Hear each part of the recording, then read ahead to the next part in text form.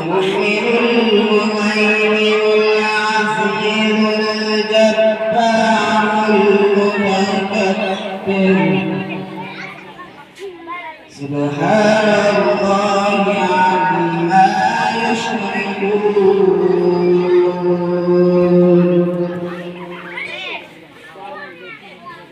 وهو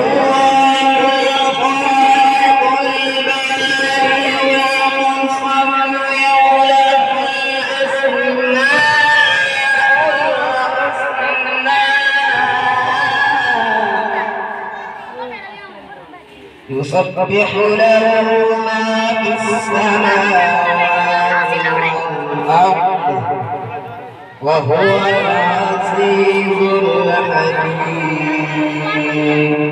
صدق الله العظيم.